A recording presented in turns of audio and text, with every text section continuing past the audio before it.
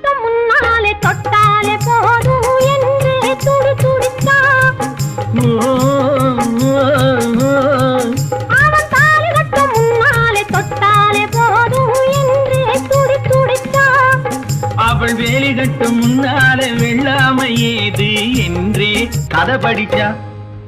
அவ வேலி கட்டும் முன்னால வெள்ளாமை ஏது என்றே கதை படிச்சா